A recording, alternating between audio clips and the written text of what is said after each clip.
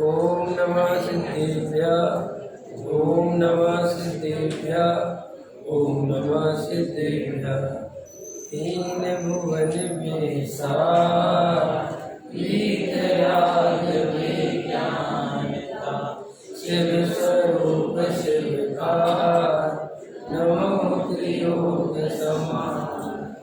संतत मानस शांत हो, जिनके गुणों के गान में वे वर्धमान महान, जिन पिछले हमारे ज्ञान में। अध्यात्म प्रेमी कविवर पंडित दौलत राम जी द्वारा रचित 6 डाला ग्रंथ के आधार से, पहली ढाल के आधार से अपन स्वाध्याय प्रारंभ किया है। देखो,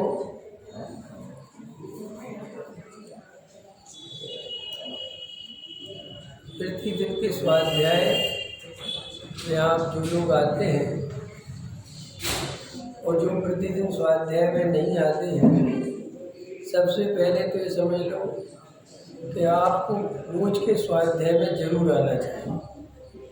जो आपके मंदिर में रोज प्रतिदिन क्लास चलती है, स्वाध्याय चलता है, उसमें जरूर बैठा करो। उसमें बैठोगे तब आप बाहर से आए हुए विद्वान की बात को समझ पाओगे। देखो, मैं तो 4-5 दिन के लिए आया हूँ। मैं तो आपसे मोस्टली वो बात करूँगा जो आपका कहाँ रुकावट है, कहाँ सम्यक दर्शन, आत्मानुभव, भेद ज्ञान में कहाँ कमी है, प्रैक्टिकल कुछ बात है। इसलिए प्रतिदिन के स्वाध्याय में तो जरूर आया। और देखो, मैं आपको ये सब काल अनंत नकुल बाजार, गीतो एक इंद्रिय तंदार, तिल तिल गणे देह के कंठ सुन बड़ा में डिष्ट प्रचंड सिंगार सैनी एक, ये सब मैं आपको क्रम से पढ़ा सकता हूँ। अपन सब समझते हैं, लेकिन ये सब अर्थ भी पता है, अपन ने पढ़े भी हैं, सब समझ में भी आता है। 4 गतियों के दुखों को क्या समझाना, अभी तो अपन को सब परिचित है।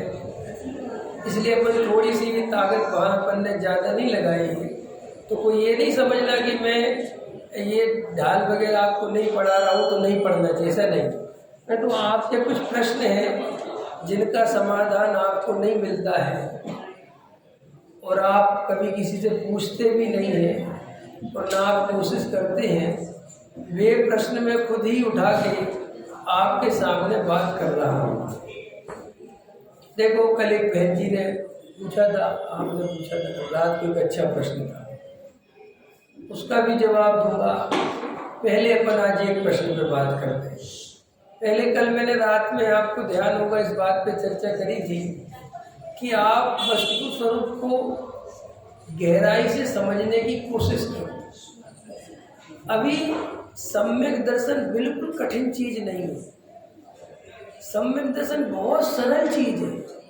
जो आदमी मिथ्या दर्शन कर सकता है, वो आदमी सम्यक दर्शन कर सकता है। मिथ्या दर्शन और सम्यक दर्शन में क्या अंतर है? सिर्फ इतना ही तो अंतर है। मिथ्या दर्शन माने परद्रव्य को अपना मानना और सम्यक दर्शन माने स्वद्रव्य को अपना मानना। तो जब हम परद्रव्य को अपना मान सकते हैं तो स्वद्रव्य को अपना क्यों नहीं मान सकते? इतनी बात समझ लो, ये सारी कहानी इतनी सी। हम ये नहीं समझ पा रहे, जिंदगी निकल जा रही है कि ये परद्रव्य और स्वद्रव्य क्या है। भाई ये सब इतनी ही बात की पूरी कहानी, वो कोई बात ही नहीं है।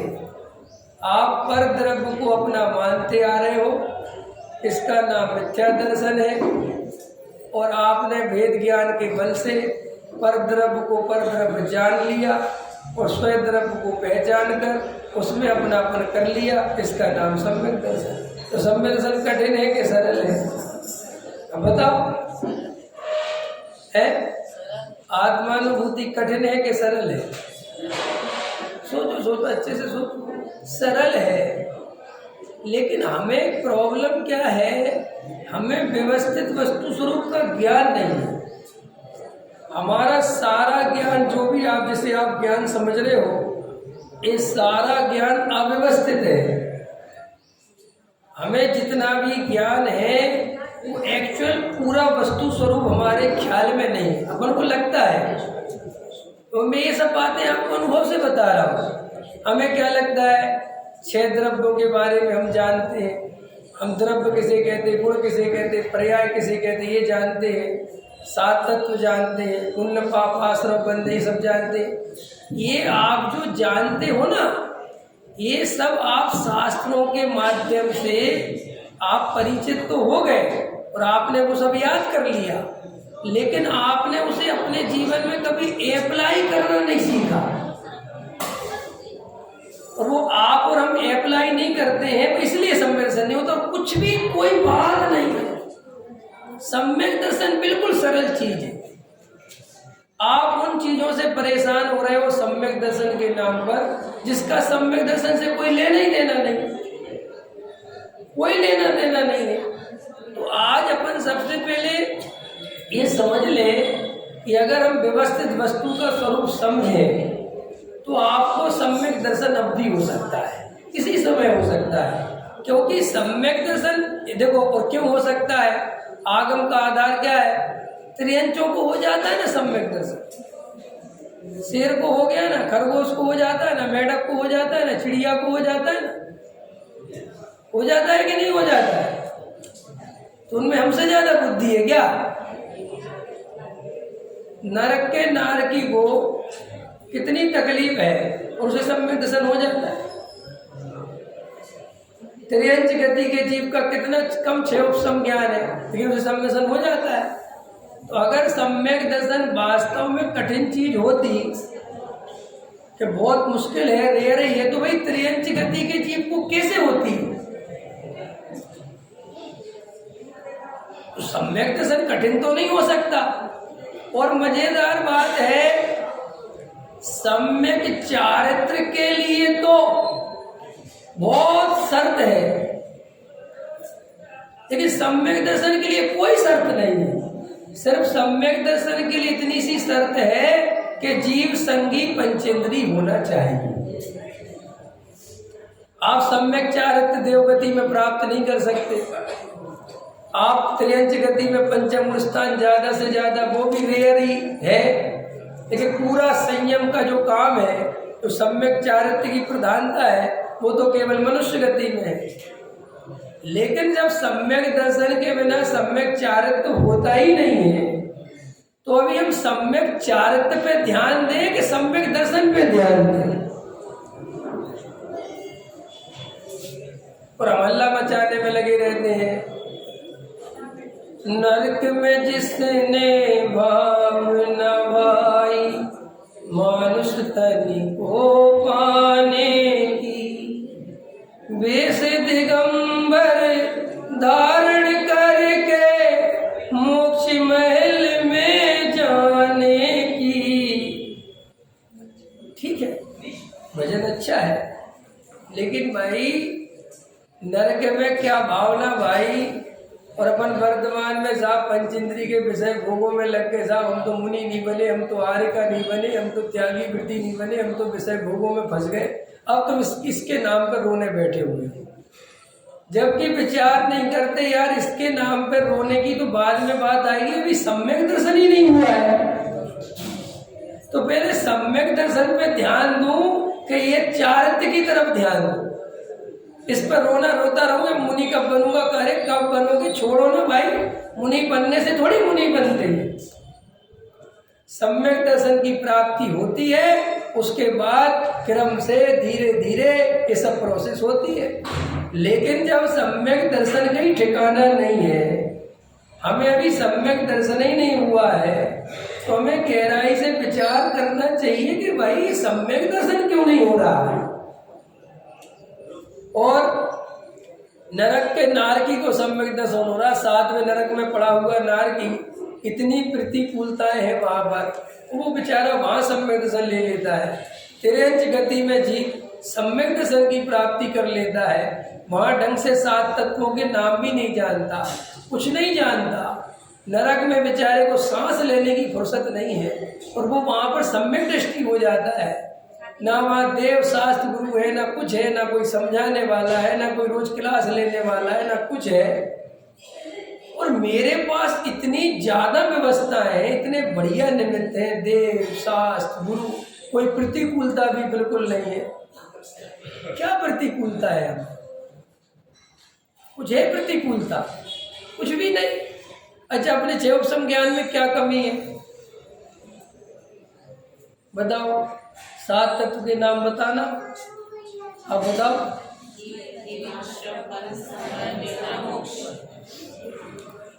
अब 7 तत्वों की डेफिनेशन पूछूंगा तो वो भी बता दो।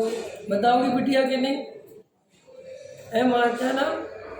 हाँ, ध्रुविका। देखो नाम ही इतना अच्छा, नाम लो तो सम्मेसन हो जाए। ध्रुविका, बताओ। बस जानते हो तुम 7 तत्व? बोलो जल्दी।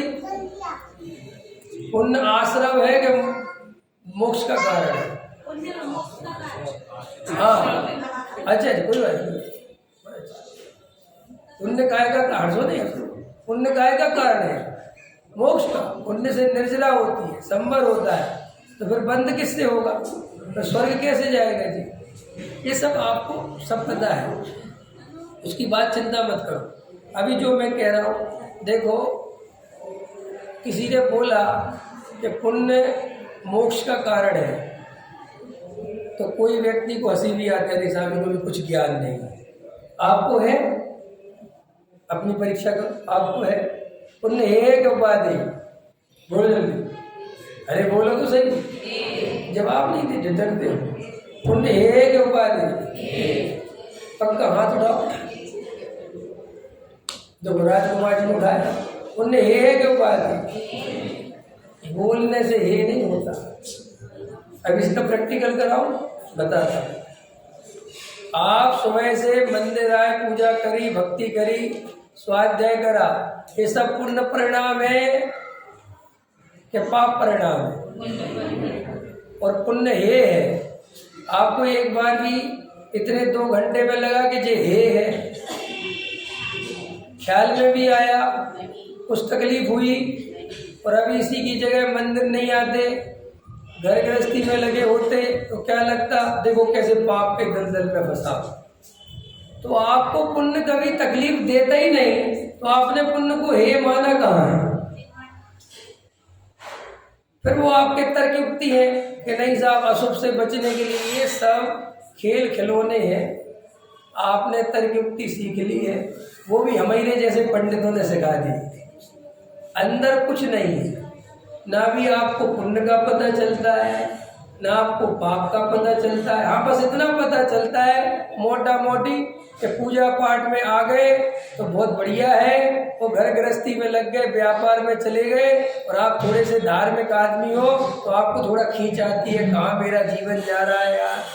जीवन तो आपका मंदिर में भी जा रहा है, जीवन व्यापार में भी जा रहा है, और जीवन चला जाएगा, और आप बोलते भी रहोगे पुण्य पाप दोनों एक समान है, लेकिन 3 काल में एक समान मान नहीं पाओगे। देखो मैं आपसे बार बार कह रहा हूँ, मेरी बातों को सिर्फ विचार करना है, अन्यथा नहीं लेना। मैं आपको जितनी आपको पता है, अभी ये जितने भी 6-7 प्रवचन हो गए हैं, इन 6-7 प्रवचनों में मैंने सिर्फ आपको थोड़ा सा हिलाया है कि उठो। आपको थोड़े से प्रश्न दिए हैं कि सोचो इन प्रश्नों के बारे में।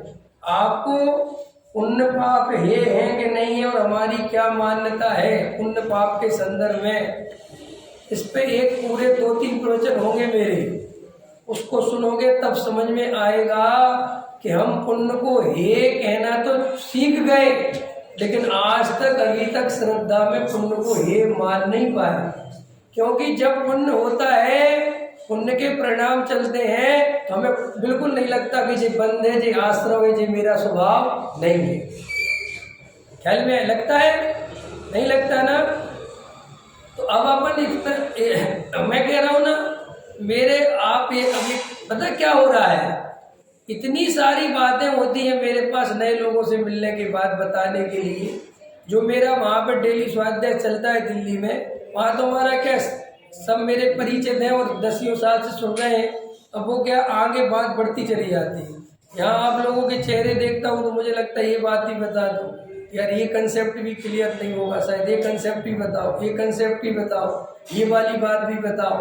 मेरे पास बहुत सारी बातें हैं, मैं कितनी क्या बताऊंगा वो तो मुझे पता नहीं, जो योग्यता होगी वो आती जाएगी। तो सम्यक दर्शन बिल्कुल कठिन चीज नहीं है। दुनिया की सबसे सरल चीज है सम्यक दर्शन की प्राप्ति। लेकिन जो सम्यक दर्शन का असली कारण है वहां हमारी दृष्टि नहीं जाती, बस इसलिए नहीं होता और कोई बात नहीं। आप सम्यक दर्शन की प्राप्ति के उपाय तो बहुत करते हैं, लेकिन वे उपाय वास्तव में सम्यक दर्शन के नहीं है। जो असली सम्यक दर्शन का उपाय है उस तरफ हमारा ध्यान नहीं जाता। देखो, सम्यक दर्शन सरल है, ये मैंने आपको आगम से बताया। चारों गतियों के जीव को सम्यक दर्शन होता है।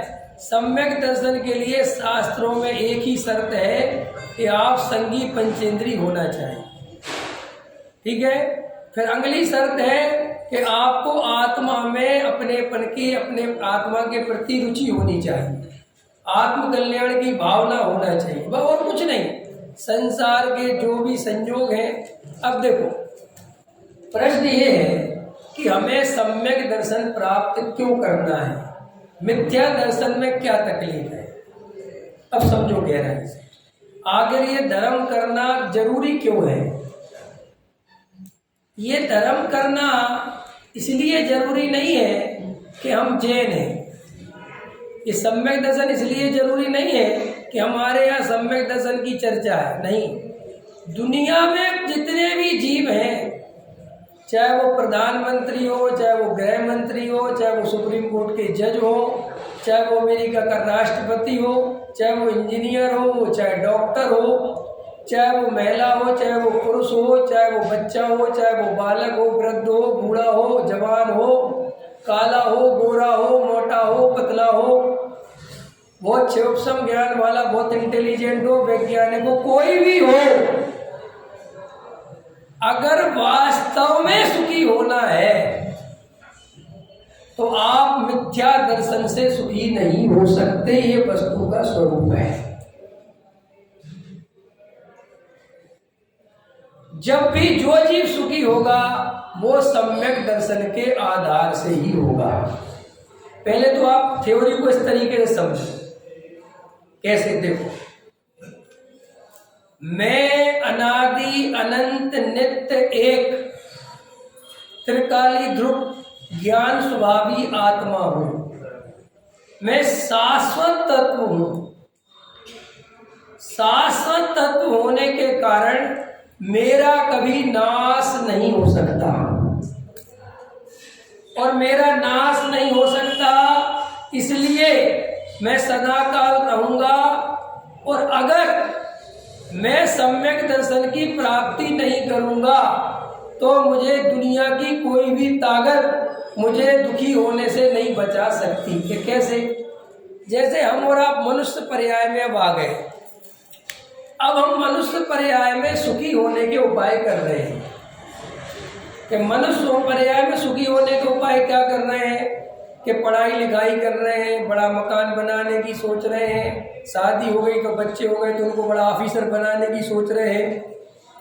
आप इस सब में कितने ही ताकत लगाओ, लेकिन वस्तु का जो स्वरूप है, जो वास्तविकता ये है कि ये सब सदा काल टिकने वाला नहीं है। ये जवानी सदा काल नहीं रहेगी, ये शरीर सदा काल ऐसा नहीं रहेगा, ये बच्चे मेरे सदा काल ऐसे नहीं रहेंगे। ये सारी दुनिया का जो परिणमन है वो निरंतर बदलता है। बदलता है कि नहीं बदलता? पहले बच्चा, फिर बड़ा, फिर और बड़ा, फिर और बड़ा, फिर बूढ़ा, और फिर ये शरीर क्षीण होता जाता है और एक दिन नष्ट हो जाता है। आप कितना ही बड़ा मकान बना लो, अरबों रुपए की कोठी बना लो, परम सत्य ये है कि अरबों की कोठी तुम्हारा आयु कर्म का एक पल भी नहीं बढ़ा सकती। जिस दिन आपका हमारा आयु कर्म इस पर्याय संबंधी पूरा होगा, हमें तुरंत यहां से निकलना पड़ेगा। क्या बेटा? हर्षिल, ख्याल में है ना? उत्सव, आपका क्या नाम है बेटा? दर्शन, ख्याल में है ना? मैंने आपको इस तरीके से धर्म को समझना है। ये बिल्कुल वैज्ञानिक तरीका है, बिल्कुल सिस्टमेटिक। कोई धर्म, ये पंथ, जाति, पूजा पाठ, क्रिया कांड, ये कोई धर्म नहीं है। इनसे धर्म का कोई संबंध भी नहीं, क्योंकि ये वस्तु स्वरूप ही नहीं। वस्तु स्वरूप क्या है भाई? 6 द्रव्य है, उनकी शाश्वत सत्ता है। ख्याल में है कि नहीं आया? उसमें एक जीव नाम का तत्व है, एक पुद्गल नाम का तत्व है, और ये जीव और पुद्गल दोनों मिलके असमान जाति, मनुष्य पर्याय या देवगति या त्रियंच गति ऐसी पर्याय धारण करते रहते हैं। और ये राग आदि विकारी भाव पर्याय में शरीर में संयोग में एकत्र करने से होते हैं। इन 2 द्रव्यों में ही विभाव रूप परिणमन करने की शक्ति है। जीव रागादि रूप विभाव रूप परिणमन करता है, पुद्गल स्कंद रूप परिणमन करता है। लेकिन पुद्गल चूंकि अजीब है, तो उसमें चाहे वो विभाव रूप परिणमन करे, चाहे वो स्वभाव रूप परिणमन करे, उसमें कोई सुख दुख की व्यवस्था नहीं है। लेकिन अगर ये जीव विभाव रूप परिणमन करता है तो ये दुखी होता है। ये वस्तु का स्वरूप है, ये सिस्टम है। जैसे देखो, ये लाइटिंग है ना, अब ये लाइट में क्या है कि यहाँ स्विच लगा हुआ है, और आप यहाँ स्विच लगा ऐसा चालू करोगे तो ये पूरी लाइट चालू हो जाएगी, और यहाँ स्विच को ऑफ करोगे तो बंद हो जाएगी। अब ये विक्रांत जी है ना रिकॉर्डिंग वाले, यहाँ बोलोगे वहाँ रिकॉर्ड हो जाएगा। अब आपने क्या किया इसमें? क्या किया? जैसा मैंने रिकॉर्डिंग करी, अरे भाई आपने रिकॉर्डिंग का ज्ञान किया। ऐसे पुद्गल परमाणुओं की सामर्थ्य है कि अगर उसको इस फंक्शन से टाइप किया जाए तो वो आपकी आवाज, आपका वीडियो रिकॉर्ड कर सकता है। आप कुछ बनाते नहीं हैं। दुनिया में आज तक कोई चीज नहीं बनाई गई, और ये जैन दर्शन में हजारों साल पहले लिख दिया गया। भाव अभाव शक्ति, अभाव भाव शक्ति, अभाव अभाव शक्ति, भाव भाव शक्ति, ये सब तो आपको पता होगा। नहीं होगा तो पढ़ना, ख्याल में है ना? अब बस इसलिए मैं कहता हूं जैन दर्शन जैसा दुनिया में कोई दर्शन नहीं है।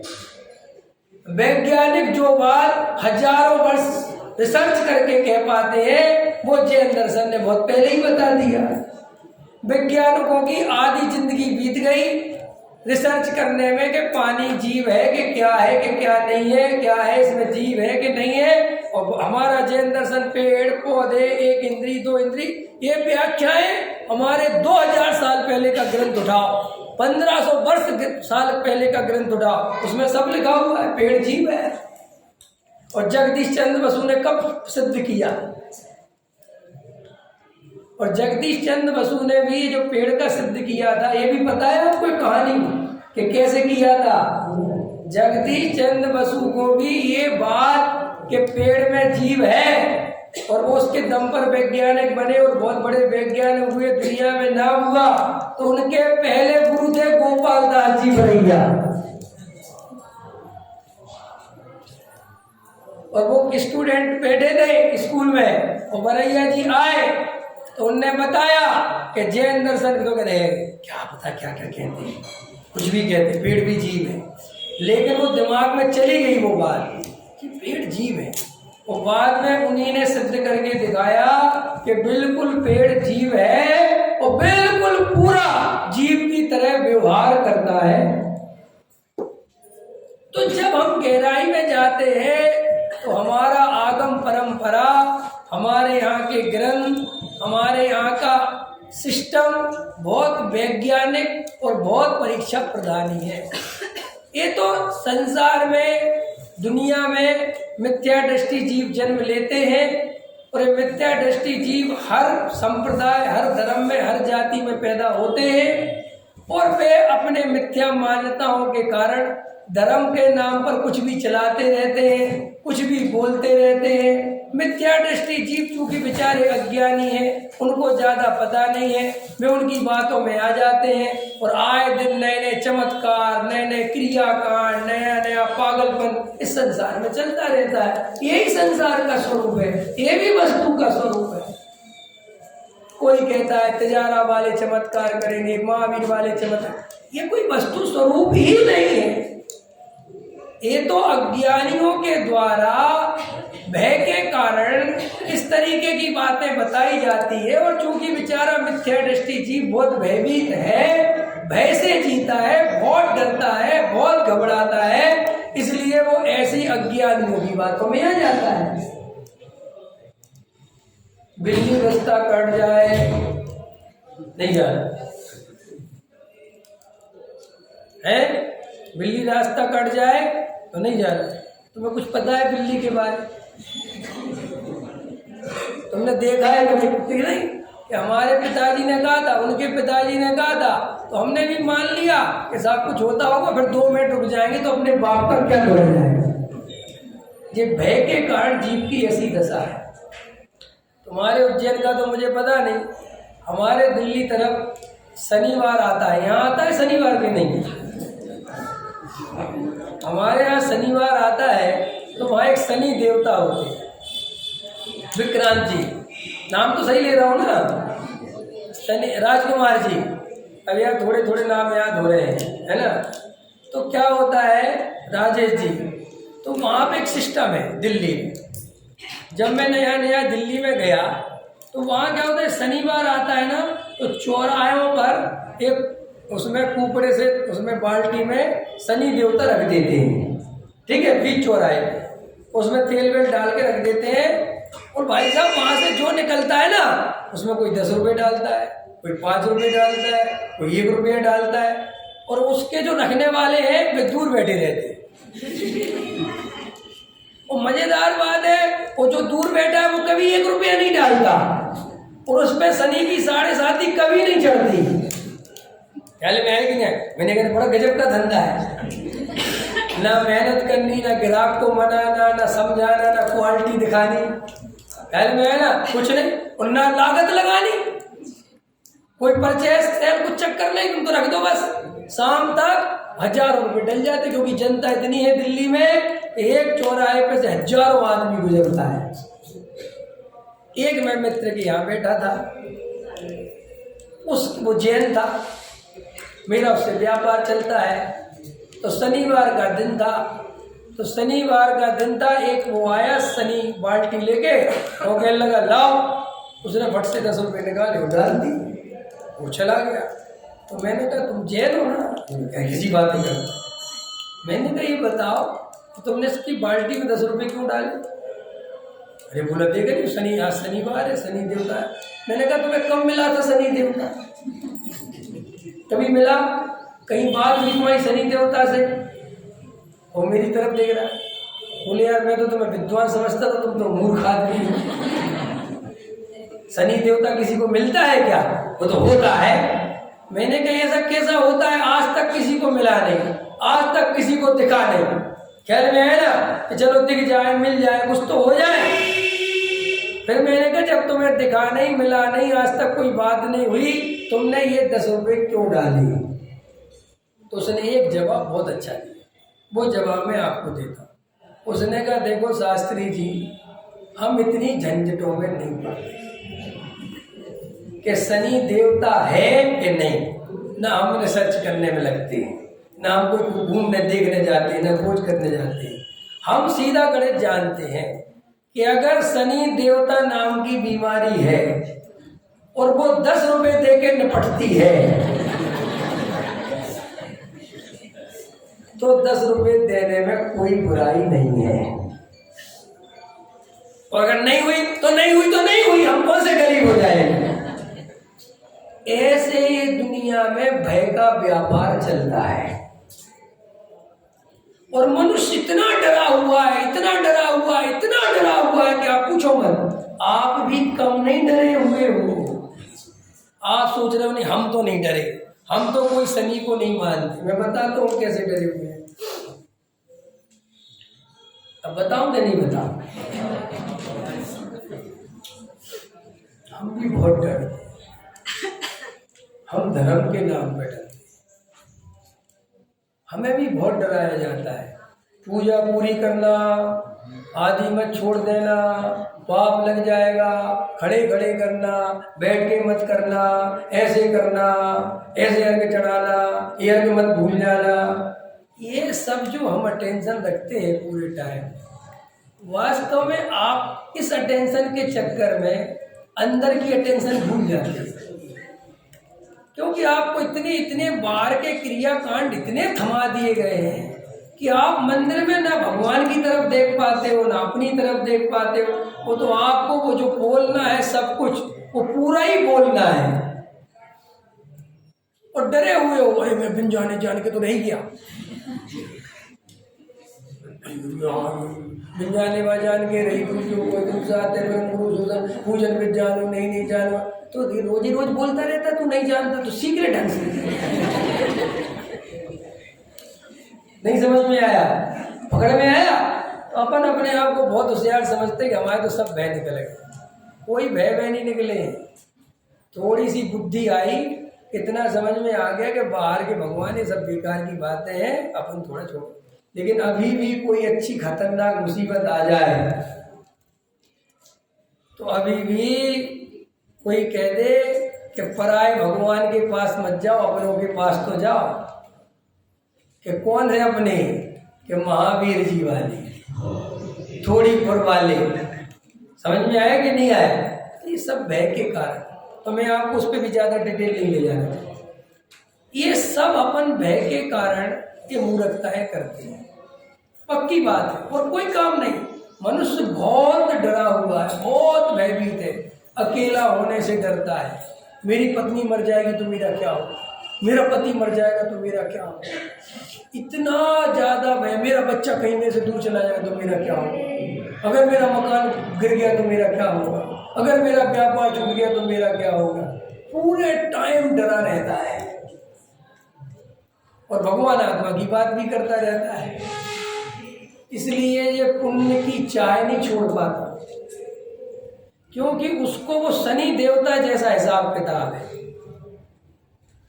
कि पुण्य के उदय से सब काम बनते हैं। कैसे बनते बहन जी? और पुण्य का उदय कहाँ से आता है? जल्दी बोलो, कहाँ से मिलता है पुण्य का उदय? पूजा पाठ, दया दान, पूजा इनसे मिलता है। इसलिए अपन इसको करते रहते हैं। कोई कहता है कि थोड़ा धर्म आत्मा की तरफ तो जाओ, वो तो हम लगे ही, उस तरफ हमारा बिल्कुल भी झुकाव नहीं रहता। हमें ये दया दान पूजा भक्ति रोज सुनाया जाता है, बंद के कारण है, आश्रम है, इनमें कोई धर्म नहीं है, फिर भी आप पूरे जीवन भर इनके अलावा कोई काम दूसरा नहीं करते। और देख लेना, अपने आप को चेक करना। तो प्रश्न ये है कि जैन धर्म बहुत वैज्ञानिक दर्शन है, इसमें कोई भी बात जैसे वैज्ञानिक जैसा ईमानदार कोई नहीं होता। विज्ञान आपके शास्त्र की बात नहीं मानता, वो माननी भी नहीं चाहिए, तभी तो वो वैज्ञानिक बनेगा। अगर वो लिखी लिखाई बात को मान लेगा और वो प्रयोग करके नहीं देखेगा तो वैज्ञानिक कहलाएगा। जगदीश चंद्र बसु ने गोपाल दास बरैया जी की बात सुन ली। कि क्या सुन ली? क्या सुन ली? कि पेड़ में जीव होता है। वो कहते ठीक है, मान लिया, तो वैज्ञानिक कहलाते। हम और आप वैज्ञानिक क्यों नहीं कहलाते? क्योंकि हम रटी रटाई बातें, पढ़ी पढ़ाई बातें स्वीकार कर लेते हैं। डॉक्टर साहब दूर बैठते हो, ख्याल में आया कि नहीं आया? तो जैसे वैज्ञानिक कहता है कि मैं तुम्हारी बात सही होने पर भी मैं बिना परीक्षा करे, बिना प्रयोग करे बिल्कुल स्वीकार नहीं करूंगा। बस जिस दिन तुम जैन दर्शन को इस तरीके से पढ़ोगे, उस दिन तुम्हें सम्यक दृष्टि होने से कोई नहीं रोक सकता, क्योंकि मुझे जैन दर्शन की पावर पता है। लेकिन तुम परंपरावादी बनोगे, रूढ़िवादी बनोगे। हम तो साहब जनवाणी किया जो लिखा है हम तो साहब मान लेते भैया, वरना अवर्णवाद होता है। क्या हो जाता है? अवर्णवाद होता है। जिनवाणी में सब बातें सही लिखी है जी, सब स्वीकार है जी, आप कभी सम्यक दृष्टि नहीं हो पाओगे। आज्ञा विचय सब में मुझे पता था, मैं तो जानती हूँ ये आने वाला है। ये आज्ञा विचय सम्यक दर्शन जो है वो क्या है पता है आप? 3 अनुयोग है। अनुयोग तो 4 है, मैं को पंडित जी को नहीं पता 4 है। ये 3 ऐसे हैं जिनमें तुम्हारा कोई रोल नहीं है। ठीक है। अब भरत जी हुए तो हुए थे, परीक्षा क्या करोगे? और भरत जी की 96,000 रानियां थी तो गिनने की तो व्यवस्था है नहीं, तो गिनने बैठ जाओगे, लाओ जी गिने के देखे थी कि नहीं है? कितने लाख घोड़े थे? कितने घोड़े थे? 84 लाख। और हाथी कितने थे? अच्छा गिनती बराबर, ठीक है। लेकिन मैं कहता हूँ 84 लाख की जगह 84,000 हुए तो सम्मेलन में कुछ फर्क पड़ेगा?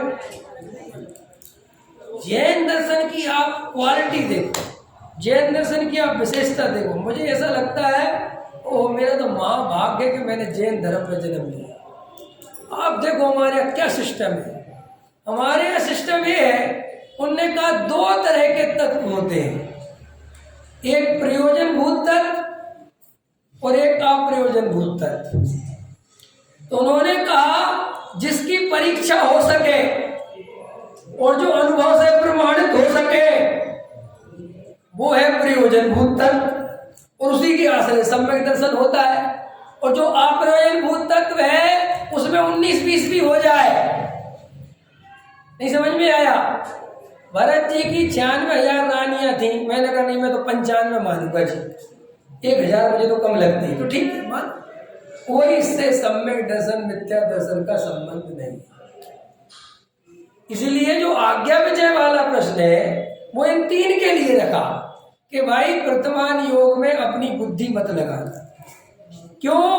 कि भाई वहां पर कहानी कथानक लिखे गए हैं और उसमें बहुत उपमा अलंकार और बड़ा चढ़ाकर बात लिखी हो सकती है, और आपको शंका हो सकती है कि ये बात तो मेरे जमा ही नहीं रही। वो कहते मत जमा, कोई बात नहीं, दिमाग मत लगा। वर्तमान योग का सिर्फ इतना सा प्रयोजन है कि भाई इतना बड़ा नगर था, भरत जी इतने बड़े राजा थे, उनका इतना बड़ा सिंहासन था, उनकी पटरानी इतनी सुंदर थी, वो ऐसी खीर खाते थे, ये सब बताना वहां प्रयोजन नहीं है। वहां सिर्फ ये बताना प्रयोजन है कि इतना सब कुछ होने पर भी उन्हें संसार का सुख आकर्षित नहीं कर पाया, वो अपने आत्म स्वरूप में ही रम गए।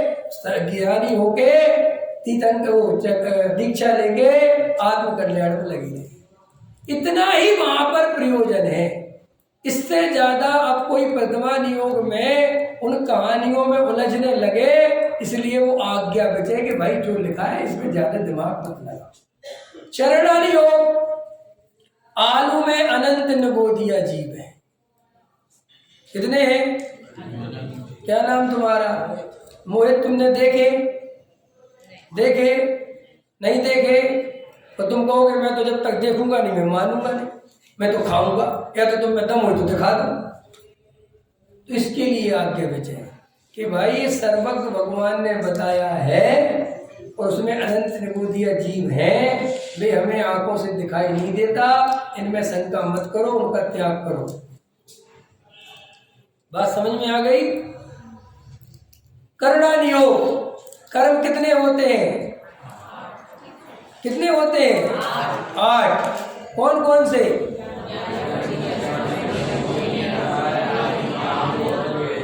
इसमें से कितने कर्म आप लोगों ने देखे? कोई कर्म देखा आपने? कोई मिला आपसे भेंट करी किसी कर्म ने कि मैं ज्ञानावरणी कर्म हूँ जी? नहीं देखा? तो आप कहोगे कि मैं तो नहीं देखा तो मैं तो नहीं मानूंगा कि नहीं, इसमें देखने की जरूरत नहीं है। कर्म होते हैं, सर्वज्ञ भगवान ने बताया है। तो ये जो 3 अनुयोग हैं ये आज्ञा से चलते हैं। इनमें अपना कुछ दिमाग नहीं। और मजेदार बात है कि इनमें कुछ अपन को ज्यादा दिमाग लगाने की जरूरत भी नहीं, क्योंकि जो असली बात है ना वो अनुभव से जानी जा सकती है। तत्व कितने होते हैं? कितने होते हैं? 7 नहीं होते। हाँ बहुत अच्छा। तत्व 2 होते हैं। नहीं रियल बिल्कुल सच्ची बात। तत्व 7 नहीं होते, तत्व 2 होते हैं और इन 2 में ही 7 बनते हैं। और 7 सम्यक दृष्टि के होते हैं, मिथ्या दृष्टि के 7 भी नहीं होते। कितने होते हैं? 4। देखो ये क्या है? तत्व सीख लो। जीव और अजीव, बहन जी, शरीर और आत्मा।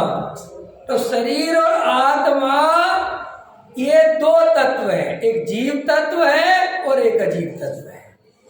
अब वस्तु स्वरूप ये कहता है कि ये जो जीव है ये अमूर्तक है, ये ज्ञान स्वभाव वाला है, इसका स्वभाव जानना देखना है और ये अमूर्तक होने के कारण इंद्रियों से दिखाई नहीं देता। ये सबसे बड़ी खतरनाक कमजोरी है कि ये इंद्रियों से दिखाई नहीं देता। और ये दूसरे नंबर पर ये शरीर है, ये हमें दिखाई देता है इंद्रियों के माध्यम से।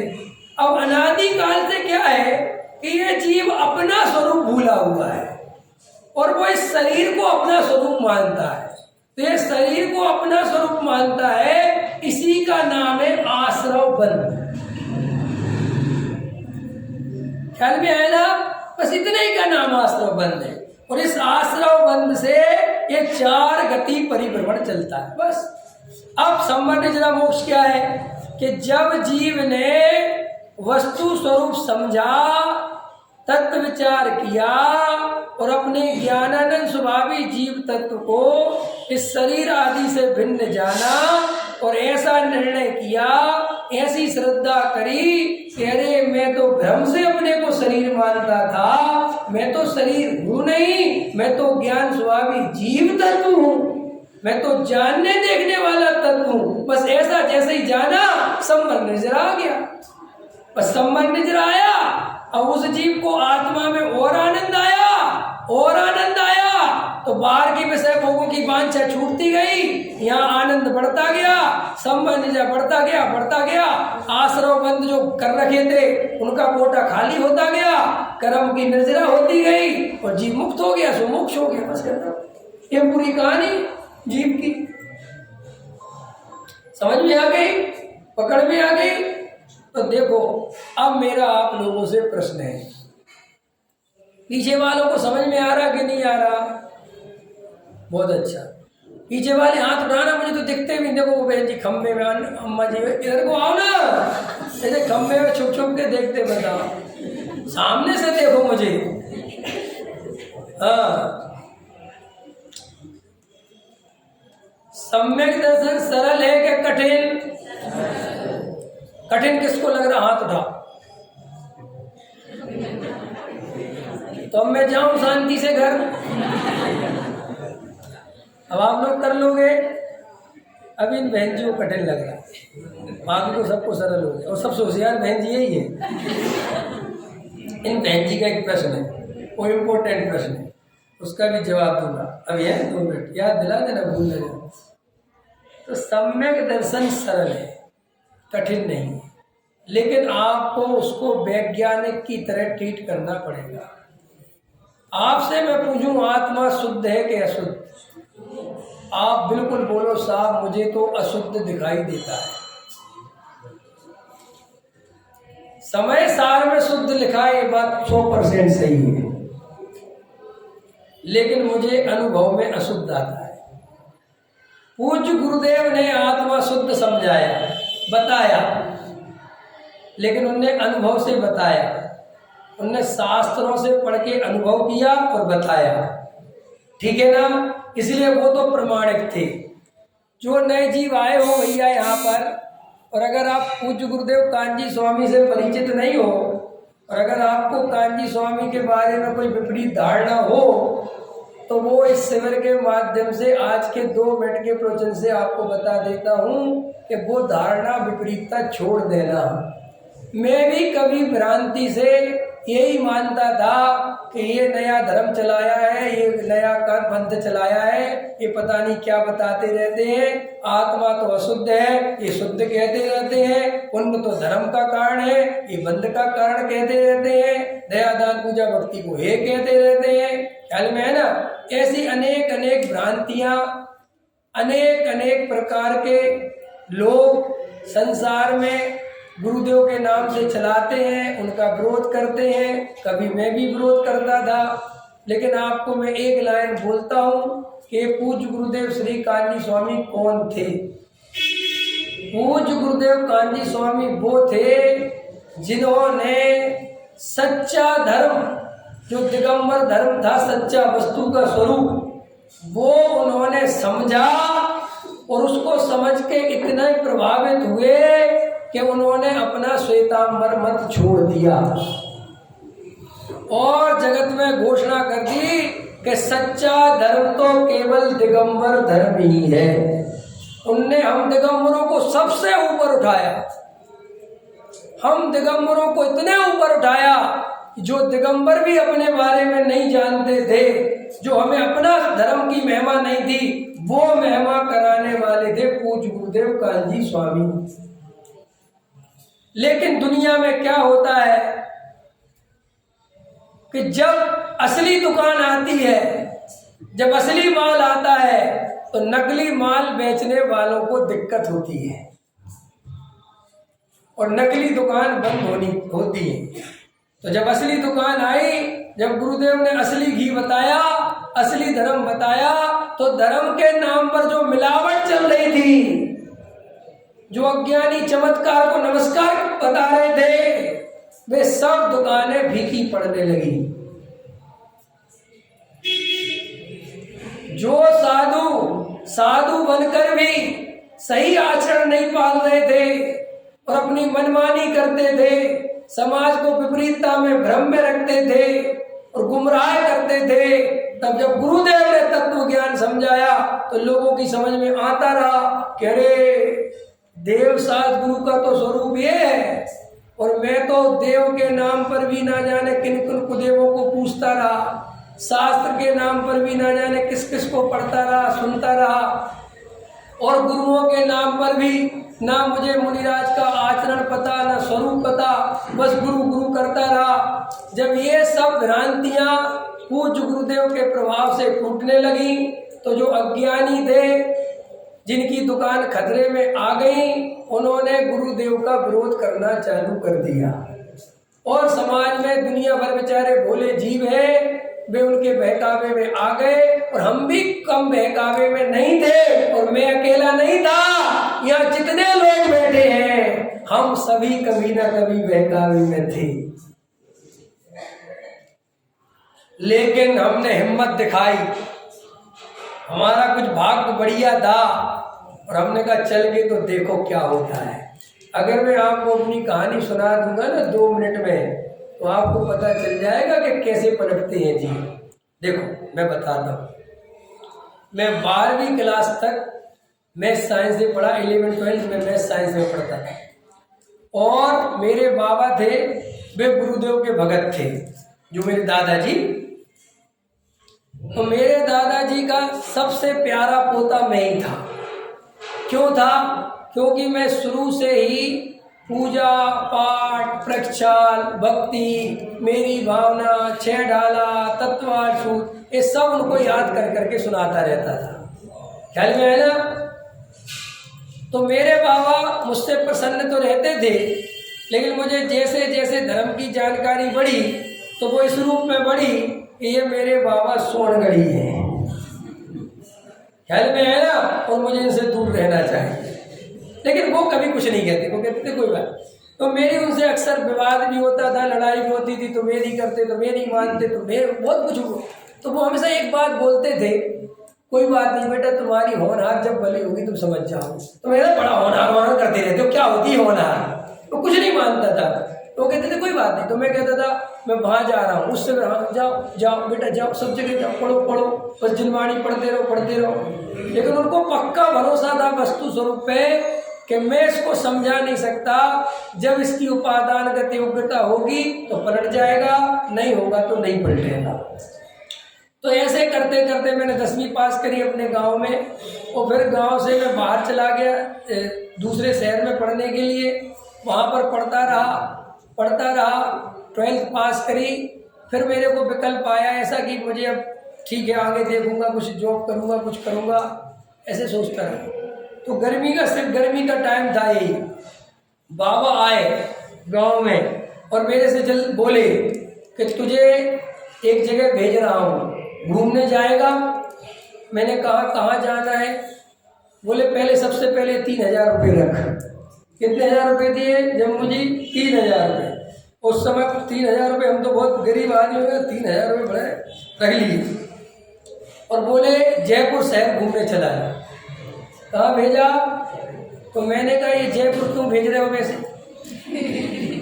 बोले बहुत बढ़िया शहर है, गुलाबी नगरी, और वहाँ पर एक शिविर लग रहा है, ठीक है, और एक मेरे मित्र हैं, तू उनके साथ चला जा और ये 3000 रुपये खर्च करके शहर घूम के आ जा, वहाँ रहने खाने की व्यवस्था है।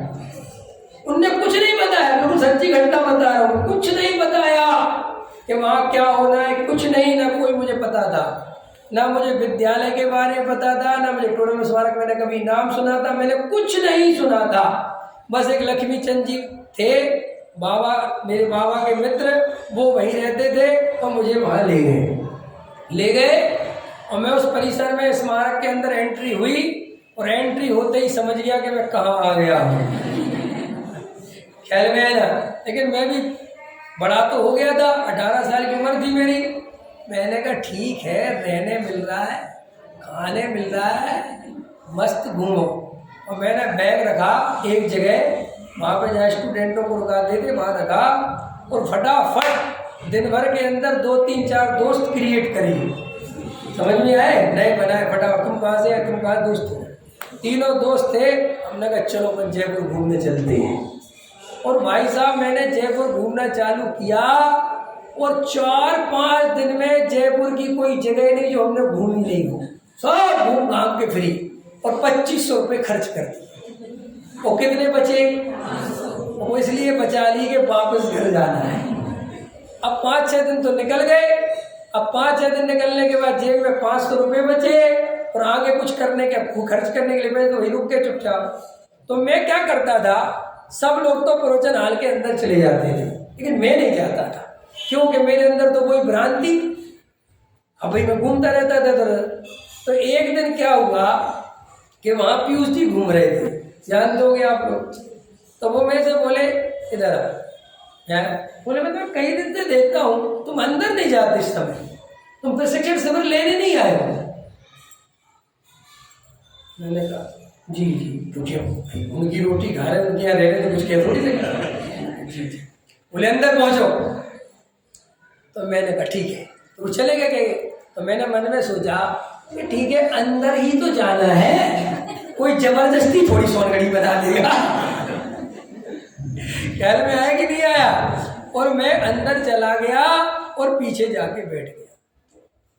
और भाई साहब डॉक्टर साहब का प्रवचन चल रहा था, दादा का, भारिल जी का, मैं स्वयं भगवान हूँ। और मैंने थोड़ी देर तो इधर उधर देखा, लेकिन प्रवचन सुनना प्रारंभ हुआ और मुझे अंदर से वो जो बोलते जाए, मुझे ऐसा अंदर में स्मृति पटल पर छपता गया, ऐसा अंदर पता नहीं कोई पूरा भौंका, कोई उदय पक गया, कुछ हुआ और अंदर से एकदम आवाज आई कि अरे मैं कहाँ भ्रम से भटक रहा था, असली धर्म तो ये है।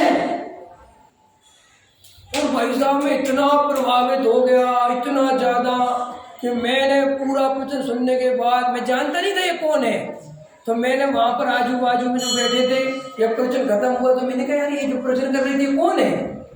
तो बोले तुम जानते नहीं? मैंने कहा नहीं मैं नहीं जानता। बोले डॉक्टर हुकुमचंद भारिल है।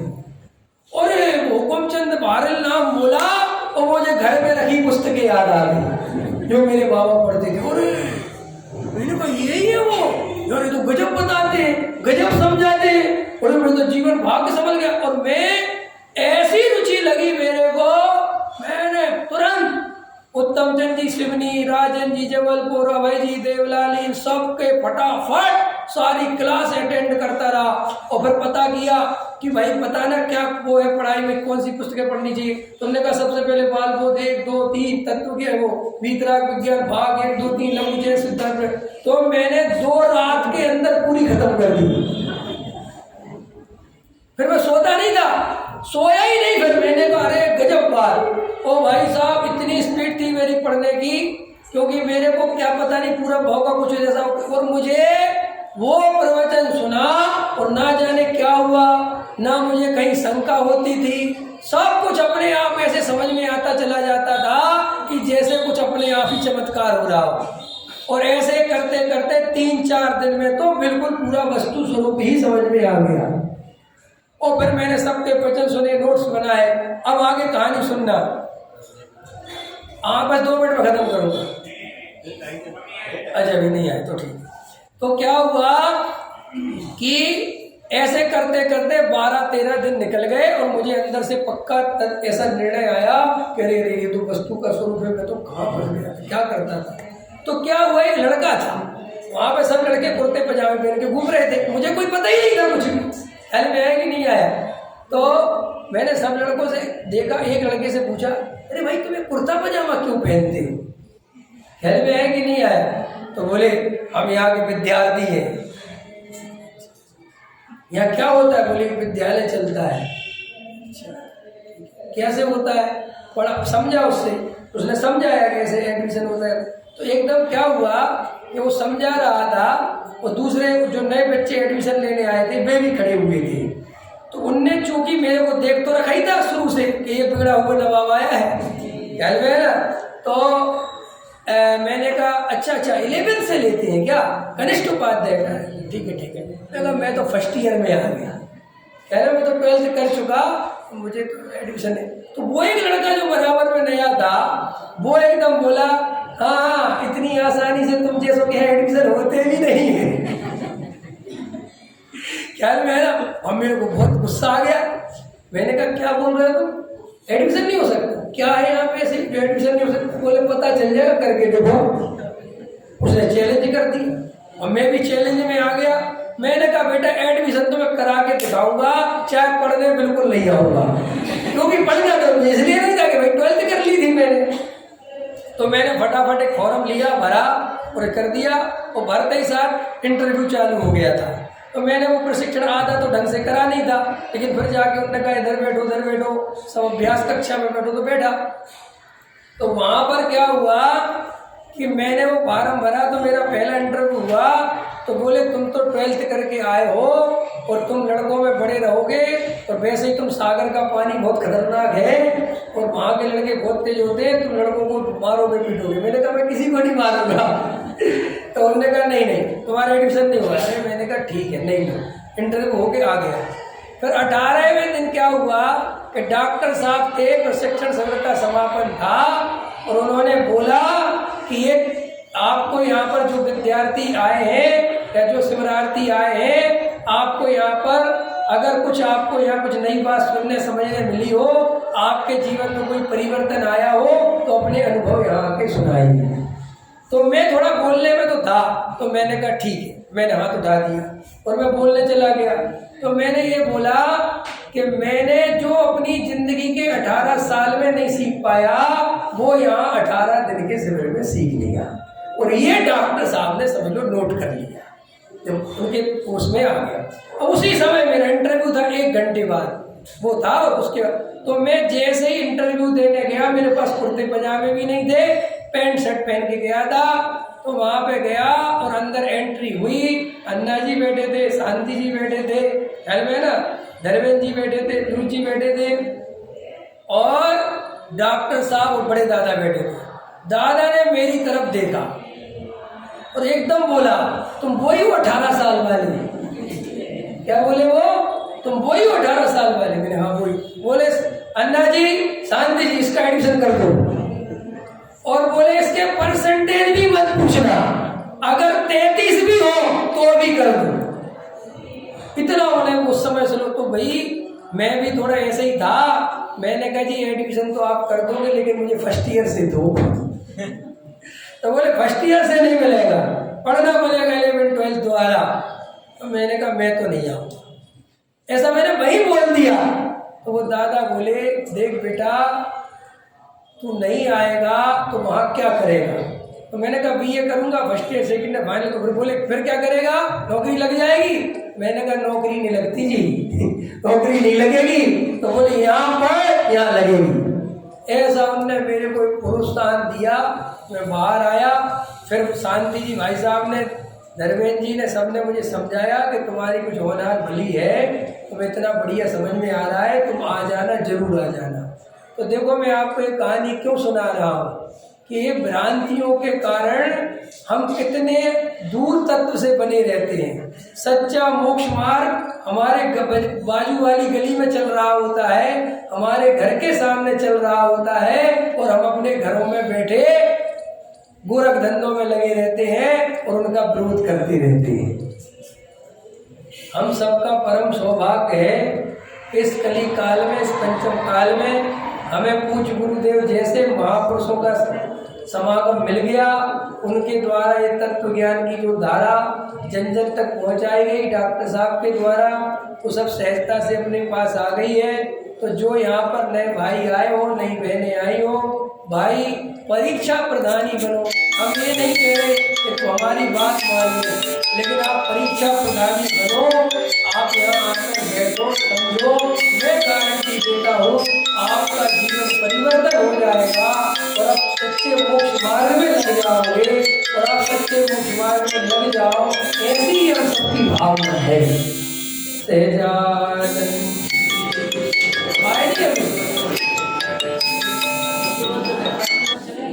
हाँ, प्रश्न अभी बात बहुत रह गई है, मैं 1 मिनट में बोल दूं। अभी इन बहन जी का उत्तर रह गया है। इनने एक प्रश्न पूछा है, मैं शाम को दूंगा। इनने पूछा है कि साहब हम ये कहते हैं कि पर पदार्थों में कोई सुख नहीं है, ठीक है, लेकिन रसगुल्ला खाते हैं तो सुख मिलता है, ठीक है ना? तो फिर वो सुख कैसे मिलता है? इसकी बहुत अच्छी व्याख्या आपको शाम को सुनने मिलेगी। आप समय पे आ जाना, ठीक है? मंच यहाँ पर हो, 1 मिनट आप सुने। जो लोग ये क्लास का लाभ ले रहे हैं उनमें से आप 27